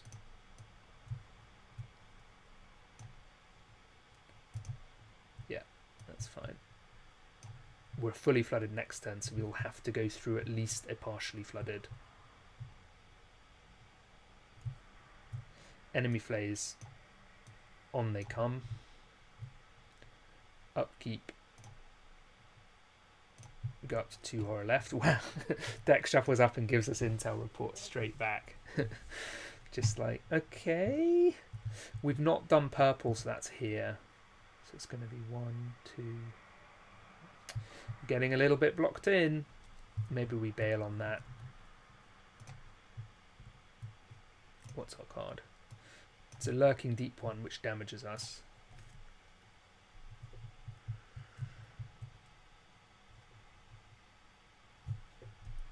How should we proceed? So now we've got 2 and 8 cards in our hand, so there are 8 in our deck. 8 of 19 is bounteous. We don't want to breaking and entering here, so I think we need to get to the tidal pool this round. This tidal pool. This is where memory of the scenario fails me. If I had more of a memory of it, I'd be able to say, oh yeah, I remember this location is X Shroud and this is how you get the thing there, but I can't quite remember. The sanity's the scary bit here. Otherwise, I'd say we could keep going for ages. We don't need to get any more clues. Oh, hang on a second. We do have the cave teleport. So we could kill, move, investigate. No, not quite. Kill, teleport. Let's try the kill. We'll do Mauser. Pops us up to 4 on 2. Overpower Quick Thinking. 7 on 2, drawing us a card. 0. Readies the Mauser or gets us a resource. Will ready the Mauser. Kills this. Draws us 2 more cards. And we've got 4 actions left. Man, I love it when Winnie does this.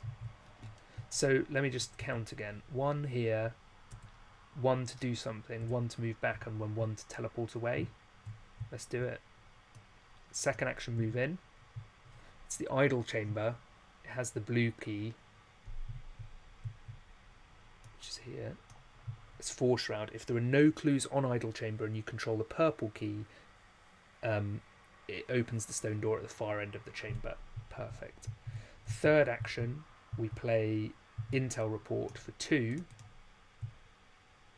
getting the clue here and the blue clue. We have the purple key, so we get to do flashback 4, which is the encounter with a secret cult, which clears an Elder Thing. Fourth action, we move back here. Oh, and that also means we've got out of a fully flooded location. And then fifth action, because we did quick thinking, is move all the way over to this cave location that is partially flooded. Oh, we can just go. In fact, we can just go to the Altar of Dagon. Even better. Big turn, real nice. Upkeep. Oh, sorry, hunter enemies. Back they come. Mythos. Foredoom of 8. Undertow. It's going to punish us moving. That's kind of fine. So we control 3 keys and the blue key. So we get the green key. We do have to spend 2 of our many, many clues, but that's fine. What do we want to discard to get rid of Undertow? We'll discard this lucky cigarette case. Test agility. We are 5 on 3. Manual dexterity makes us 7 on 3. Breaking and entering 8 on 3, which draws us a card. 8 on 3. -2. Pass, which draws us 2 more cards. 1 from Mandex, 1 from Lucky Sig. Farewell. Second action, move to the sealed exit. Third action, resign. Winnie. What a beast. Okay, well, that felt a bit more manageable. That's the that is the clean sweep, not sneak. That's the clean. We've done everything there. Used thieves good exactly. Intel report exactly. Resources was absolutely fine. We weren't recurring playing things repeatedly, so we could have aggressively friends in low places. Let's search 6 and see how many we'd get. 1, 2. Pay 2, draw 2 cards. It's so right. Hand fills up so nicely. I mean, Winnie is so lovely. How her hand fills up. I'm a big fan of like full hand styles generally. Is it flash enough for listeners of the cast? Maybe not.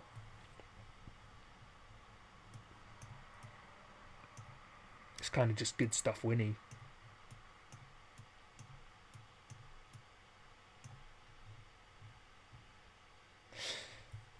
So yeah, let's go back and look at the decks, see if there's things that we'd want to change that we can put in the side decks of them. Hopefully everyone can see that. Let me see if I can see that. That's clean sneak. Winnie deck was pretty good. We wondered about damage options. And it is hard, I think, in Rogue solo.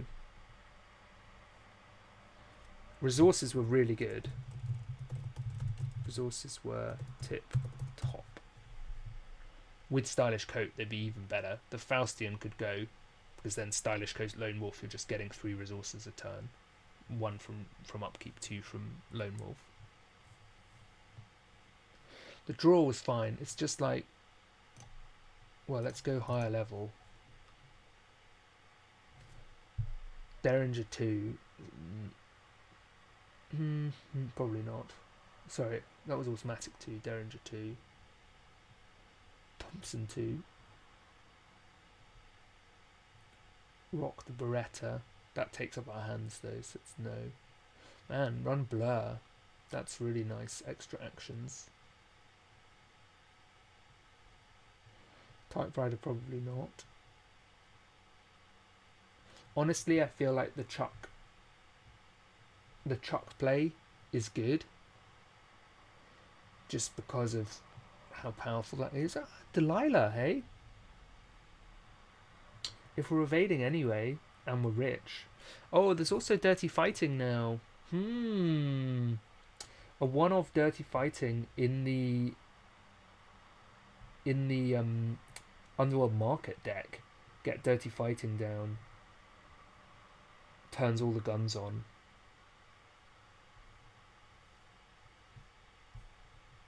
It's kind of nice. Man, Eon Chard. Ugh.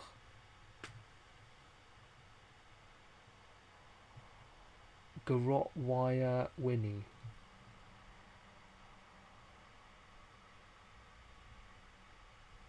I like upgraded Mauser as well, because you can succeed by 4 against weedy things. Yeah, so Dave, Underworld Market is the plan for the upgrade. Dirty Fighting plus upgraded Switchblade. Yeah. While attacking, parlaying, or attempting to evade an exhausted enemy. So that's just +4. So you're just fighting at 7 as long as you can evade enemies. It's pretty nasty. Big fan of Lupara as well. I've seen people want to do Sharpshooter, obviously, to do the transition from using combat to agility. It's such a hard thing to do, though, to spend the 3 XP, find the Sharpshooter, then make progress with it. It is an amazing card. It gives you so much flexibility. Moon is a worthwhile side deck card as well. Don't forget Moon. 3 aces.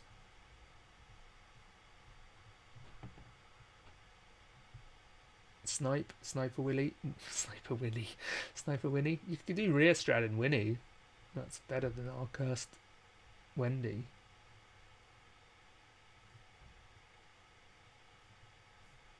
Okay. Winnie deck feels like it was rolling okay. Meanwhile, Cursed Wendy deck back to the drawing board.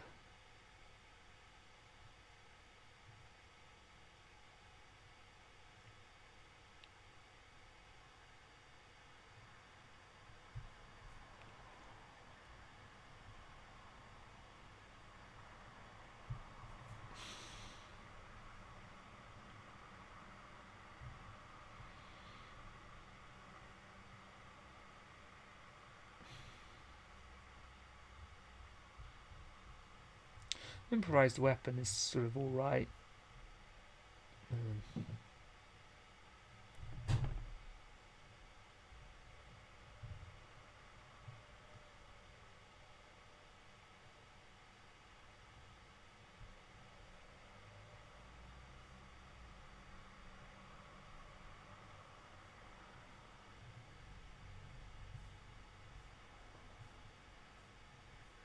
Maybe we just got incredibly unlucky.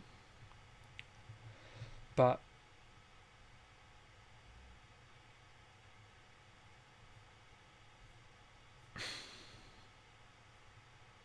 I feel like losing access to backstab and sneak attack is particularly nasty in Wendy, because she gets such a buff to her combat by using her agility.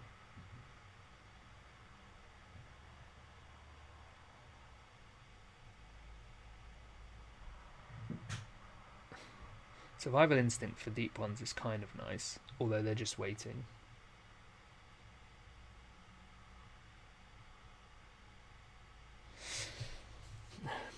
Ruderep says Sharpshooter is a talent, as is Lone Wolf, so making friends in low places add the talent trait with versatile would be one rather convoluted way. Yeah, that's the other option. We do another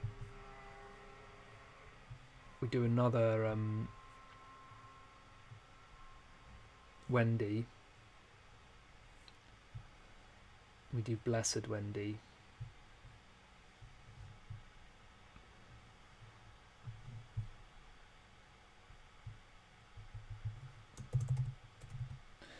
Blessed Wendy saves the day. Could do both, to be honest. There we go. Doesn't change too much, of course. We'll get rid of these. Get rid of Favour of the Moon. We'll probably just make that a Favour of the Sun straight up.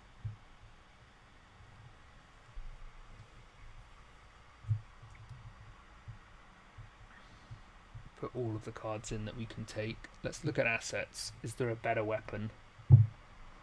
No, not the Derringer. Bat. Probably not Blessed Blade. Just get rid of this, it's so offensive to me. Ah, Granny. Man, maybe we do Hyperphysical Shockcaster. 2 XP, fight with agility.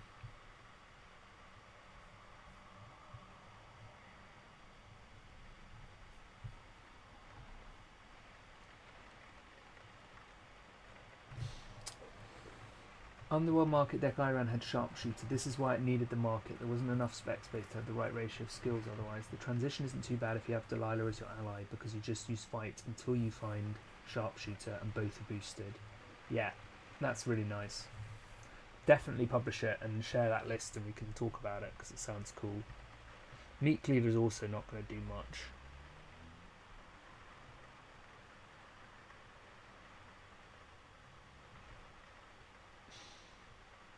Like, this seems like the way to go is that we're actually leaning into... Let's see if events do anything else for us. Maybe we drop the Favour of the Sun and just straight away go for... what's it called? Radiant Smite. This is starting to feel a little bit like my Mateo solo. A glimmer of hope. Belly of the beast.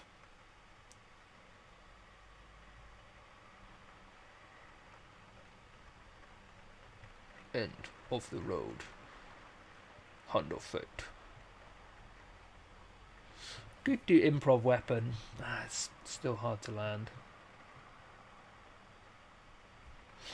It's funny enough, I was actually looking up a Wendy deck I did a long time ago. Let me see if I can even find it.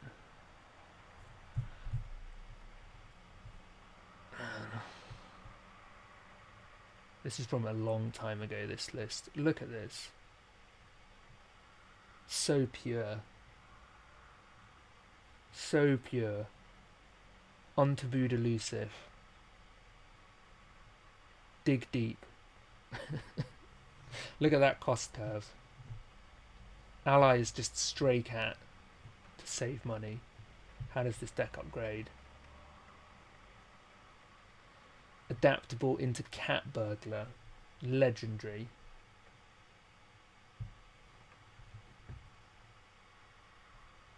Charisma to run double cat burglar? Not quite sure what I'm doing there. Ah, because I get Armitage and Rice. Will to survive. Beautiful.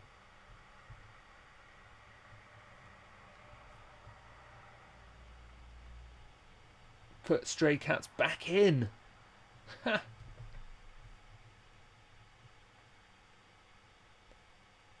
Red gloved man and chance encounter.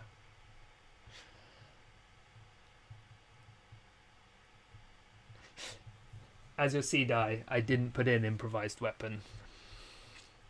I read out the name and I thought better. Anyway, this isn't the deck I was actually looking for, but it's funny to see. Man, all these Duke decks I did. Playdate. Let's see. I mean, I can't even remember if these are solo decks or not. Dunwich hard. You can see which survivors I play more of. Solo Urchin kill much things. Jungle Urchin. Man. Ooh, held on a second.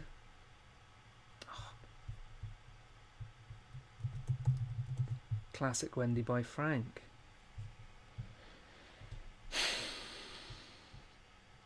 This is definitely Carcosa. Hiding spot. Look what's the same. Backstab, elusive, sneak attack. This deck. Backstab, elusive, sneak attack, lone wolf. This deck. Backstab, elusive, sneak attack.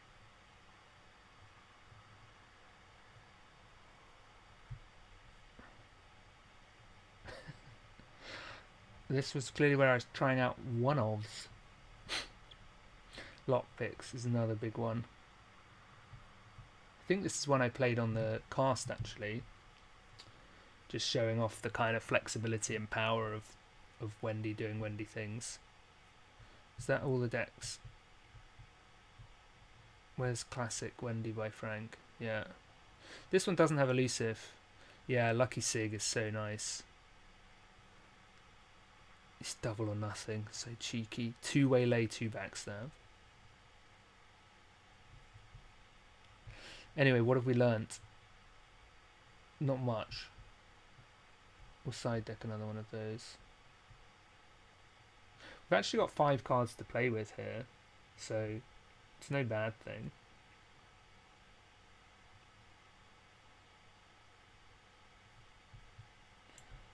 I'm genuinely toying with putting in Survival Instinct. But that's just because I got bogged down then. It's not a good reason to do it. Grizzled is maybe a better choice, you know, and pick deep one.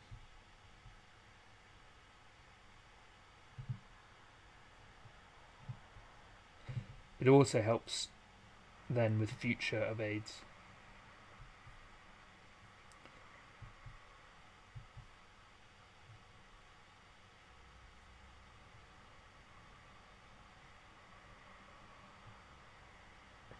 Another option here is not taking Wendy back and just taking parallel Wendy front and doing normal Wendy back. So you've got access to Survivor Blessed cards and also Tidal Memento. But then also you've got access to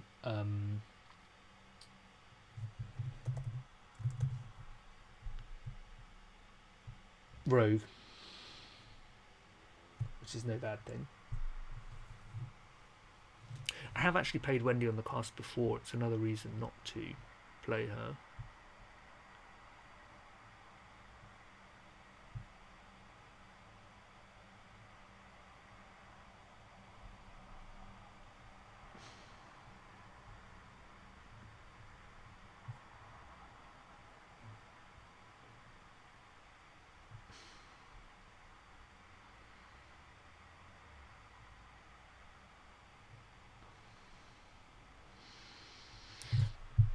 We can rock Ward of Radiance now.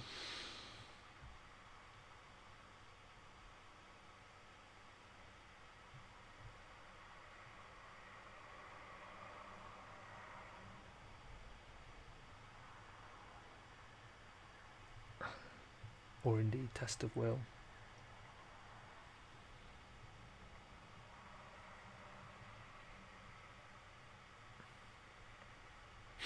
Hiding Spot is so cheeky.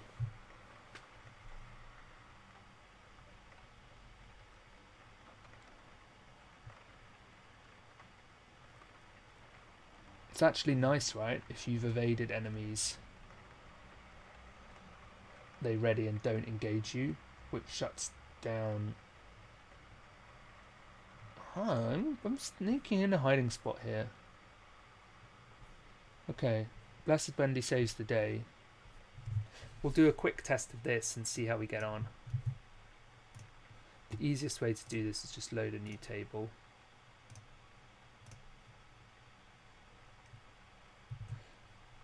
I've made a mistake and I'm not letting you see Tabletop Simulator.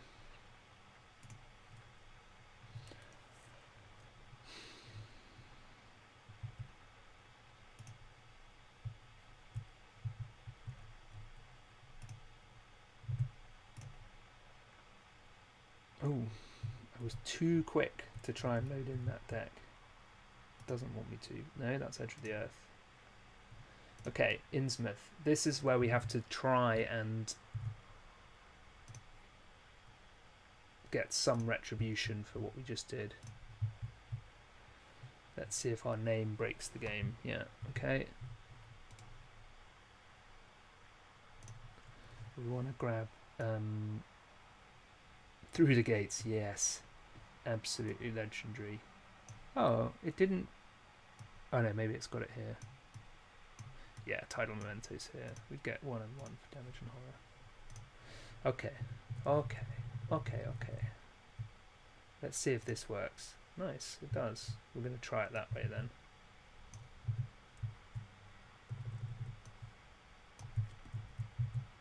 I wonder if my... No. I'll just save my cameras as well.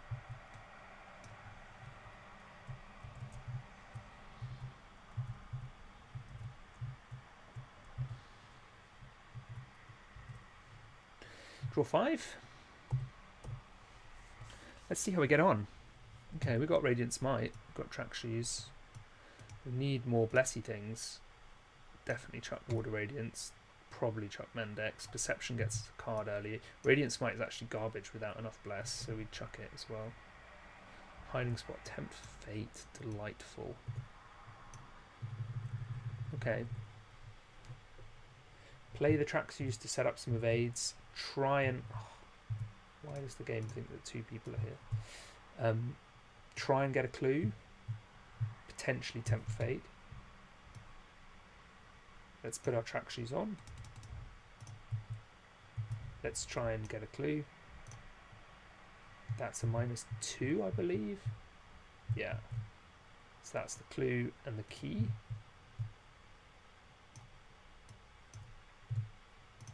Void Ball draws us a card. Oh. Maybe this just goes straight down.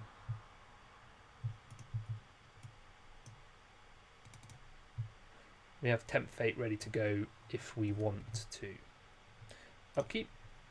Oh, yeah. So I think what we've made, the mistake I've made here is I've actually cut all the economy out in terms of draw and resources. But you know, we live and learn. We live and learn. Probably should shuffle this deck. Dreams of R'lyeh. Okay, fine. Who cares? I will tempt fate. 3 bless, 3 curse, 1 card. Yes, I will continue to tempt fate. Now I will go exploring. Oh, it's also 1 card. Old keyring? Yeah. Wow, okay. Underwater Cav. I will try and get a clue here. 5 on 2. Pass. Draw another card. And I'll move back. Seems fine. Upkeep. I am abandoned and alone. So we lose a perception. I should have triple tempt fated with the Wendy's amulet and played it. Oh, have I been playing them wrong? After you play an event or discard an event from play, place it on the bottom of your deck. These two both should have been on the bottom of my deck. So we lose the 2 perceptions. Abandoned alone takes us up. These are on the bottom of the deck. Shame that there's not a Wendy helper on Tabletop Simulator. If you want a brand new investigator, there's this one called Parallel Roland. Is Roland his surname then?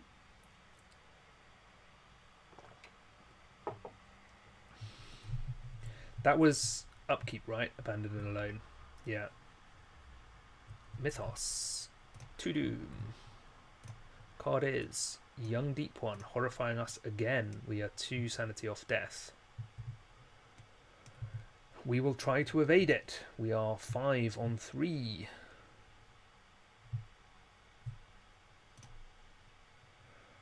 Ooh. We are evens. We will Ancient Covenant and auto pass. And now we've got to do the right things. After you successfully evade a non-elite enemy, seal 1 of 1 or any revealed from the Chaos Bag during this test on that enemy. So we go to take return, we take a bless, put it here, we take a curse, put it here. It's happening, guys. We put those 2 back in the bag, and this is evaded here, and will be evaded for a long time. Do we try and waylay it? No, because we've just pulled off that mega play. We move down. Second action. We do control a key. It's not the red key though. But we can try and get a clue here. Last action we put down the key ring. Upkeep. Ooh, take heart. Nice. And let us keep that deep one exhausted and return a bless to the bag. This is nice that we've actually seen it kind of do something. Macabre Memento. This is going to kill us. Potentially. And we can't commit anything, so we will take heart. Thereby guaranteeing we draw a pass. Skull is -1. Thank you, take heart. You were right, we have passed. We should probably clear Dreams of R'lyeh. Oh, no, we haven't passed. Because we've got -1 willpower. We failed. Draw 2 cards. Gain 2 resources. Get eliminated.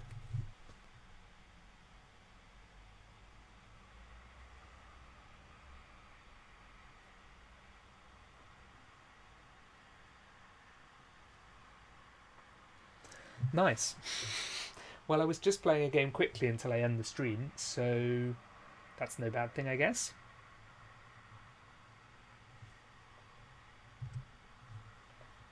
I'm getting messages that the game is the stream is struggling. Anyone else struggling to see stuff?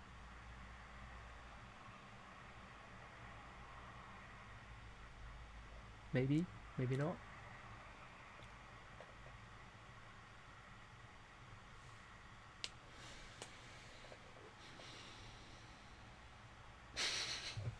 Yeah, I mean, a bad beat, but I'm playing quick, fast and loose. Of course these things are going to happen. I could have slowed down and said, hey, Dreams of Relier, this is threatening, need to clear. I wonder if you even need in the thick of it in this deck and actually just stay at 7 and 7. And I'm not running keepsakes. Oh look, I've just drawn Peter, who would just soak horror for days.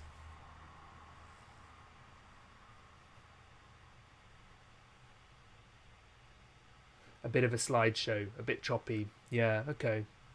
Sorry, Curly Loaf. Yeah, I think my internet might be giving up. Maybe it's a good time to call it a day.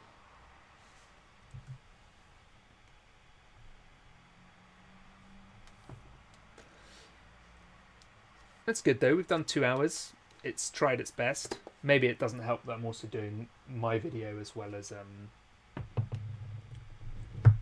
the game.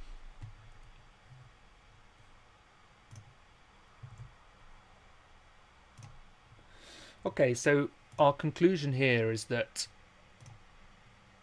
Blessed Wendy, Solo Winnie was good fun. Blessed Wendy lasted less time than Cursed Wendy. Where's Cursed Wendy? Oh, I must have moved away from the deck.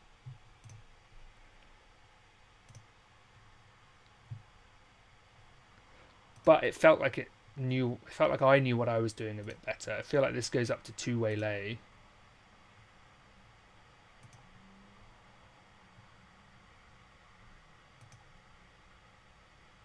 The decks are so similar. It's really fascinating in a way how similar they actually are. It's really not much between them.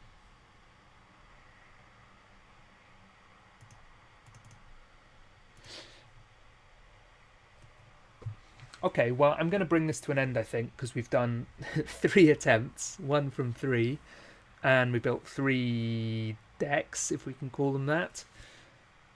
Thank you for tuning in. Thanks for joining in. Thanks for suggesting different things. Hopefully you can all hear me. And yeah, I'm going to just